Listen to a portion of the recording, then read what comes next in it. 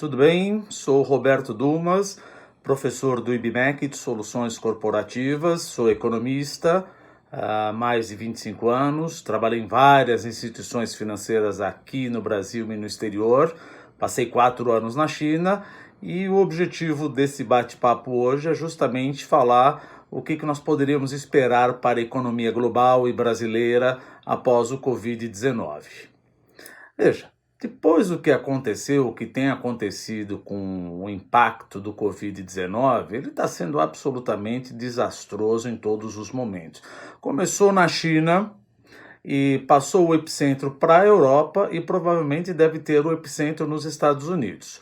Mas vamos deixar bem claro aonde impacta a economia brasileira.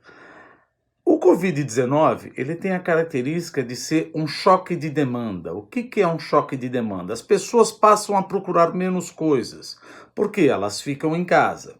Ora, se elas passam a procurar menos coisas, leia-se aí, por exemplo, commodities metálicas, aço, minério de ferro, zinco, alumínio, até commodities agrícolas, soja. E se você pensar dessas commodities, provavelmente a China deve consumir de 50% a 60% de todas essas commodities que eu falei para você. Ora, se a China entrou num choque de demanda, ela está procurando menos, significa que países que exportam essas commodities, inclusive o Brasil, devem ser prejudicados nas suas exportações. O que eu quero dizer com deve ser prejudicado nas suas exportações? Obviamente vai entrar menos dólares nessas economias.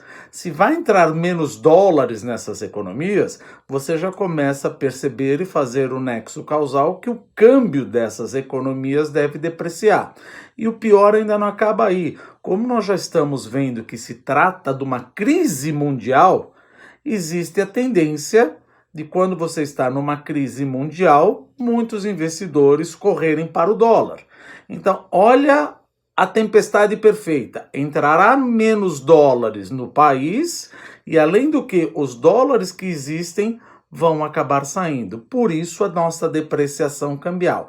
Mas é só isso que impacta? Não, tem muito mais outras coisas que impactam. Além do choque de demanda, ele também é um choque de oferta. Por que é um choque de oferta? A China, ela faz parte de uma cadeia de suprimentos globais.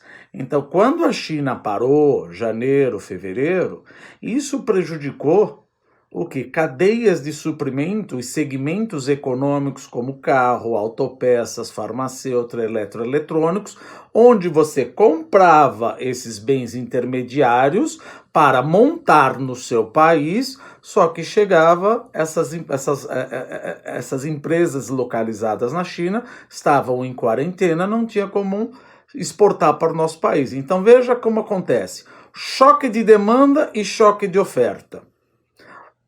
Passou da China, passou a ser o epicentro na Europa. Agora eu gostaria de comentar com você qual seria o impacto na economia brasileira. Você não precisa aceitar o que eu vou falar. É só analisar para a gente tentar fazer a sinapse neural.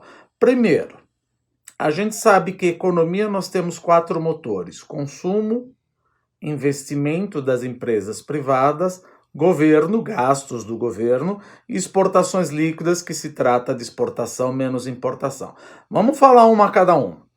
Exportações líquidas, você fala: quem é o meu maior comprador? A China. Bom, então você já sabe que esse motor aqui provavelmente vai ratear um pouquinho, porque dado que a China deva crescer não mais do que 2% em 2020, em que pese que o governo chinês deva mostrar um outro número, mas não deve crescer mais do que 2% em 2020, você já sabe que o meu principal comprador não vai mais comprar tanto de mim. Quem é o meu segundo comprador? A União Europeia. Bom, a União Europeia está terrível. Por quê? O epicentro da crise virou a Itália. Então você já sabe que Itália vai entrar em recessão, França vai entrar em recessão, Espanha vai entrar em recessão, Alemanha vai entrar em recessão e ainda você tem o Brexit. Então você já pode parar de achar que você vai vender muito para a União Europeia. Meu terceiro maior consumidor, ainda estou falando das minhas exportações líquidas. Meu terceiro maior consumidor, Estados Unidos. O epicentro do Covid-19 já está indo para os Estados Unidos. Então, nós já estimamos que os Estados Unidos vão entrar em recessão também. Ou seja, então, os principais, o primeiro, o segundo, o terceiro, os três maiores consumidores dos meus bens exportados, tirando a China, ou vão crescer menos ou vão entrar em recessão. Quem é o meu quarto comprador? Argentina. Puxa vida, então está na recessão. Ótimo, então vamos fazer aqui um resumo. Exportação você pode esquecer, que esse daqui não vai ser o meu motor de crescimento. Qual é o outro motor de crescimento? Vamos deixar o governo aqui por um lado. Investimento. Qual é a empresa que realmente tem recursos agora, no meio de uma crise global, para realmente aumentar os investimentos e capacidade produtiva e o que dirá da confiança do consumidor? A gente não precisa usar só por causa do coronavírus. Nós estamos vindo de um momento muito frágil da economia que foi 2019. 2019, a confiança do empresário já não era tão grande. Por quê? Porque o empresário ele esperava investir mais em 2020, desde que fossem aprovadas ou bem endereçadas a PEC do Pacto Federativo, a reforma administrativa, a reforma tributária, a reforma emergencial, a autonomia do Banco Central, isso tudo, pelo menos, deveria ser aprovado antes das eleições municipais. Agora imagina, ainda teremos eleições municipais e o coronavírus. Então, certamente, nada vai ser aprovado. Então, investimento, você já pode tirar essa perna aqui que também não deve crescer. O que vai crescer? Consumo. Meu Deus do céu, se o investimento não cresce, eu não tenho para quem exportar, corre um sério risco de muitas empresas começarem a mandar trabalhadores embora. Mesmo que você não os mande embora, a expectativa de que você vá perder o emprego faz com que você consuma menos. Então, consumo também não é o motor. Qual é o motor que sobrou? Governo. O governo está entrando, o problema é que o governo também não tem muito dinheiro. O governo está entrando, aí urge dizer de que forma ele está entrando acertadamente. O que o governo está fazendo, apesar de não ter dinheiro, não é que ele mudou a chavinha dele para ser um gastão ou um keynesiano, ele continua liberal. Mas o que o governo está fazendo é tentando manter pelo menos as pequenas e médias empresas em modo de sobrevivência. Ele não vai ajudar para que elas cresçam. Por exemplo, você tem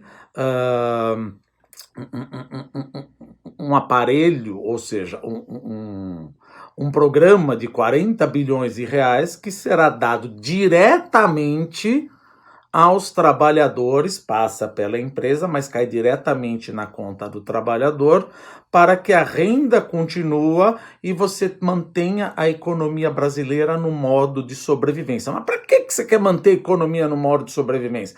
Porque no momento de tração, ou se Deus quiser, quando acabar o Covid-19, essas empresas não estão completamente destruídas. Eu faço uma analogia o seguinte, pensa que um avião, ele não está destruído, mas ele está na pista de decolagem, desligado, mas ele não está destruído. Assim que a economia pegar tração, ele deve voltar a crescer. Infelizmente, não acho que a economia brasileira vá crescer num V, ou seja, ela vai ter aquela pancada. Infelizmente, o ano 2020 acabou. Nós teremos recessão de pelo menos 2 a 2,5%, deve cair o nosso PIB. Também não acho que vamos crescer rapidamente. O crescimento deve ser em U, já que era fraco em 2019, o que dirá a partir de 2021. Bom, era mais ou menos isso que eu queria dizer. Estou à disposição, espero que tenham gostado. E se você achar meritório ter um curso totalmente customizado para vocês, por favor, entre em contato aqui no nosso endereço, no nosso e-mail, tá bom? Forte abraço e até mais.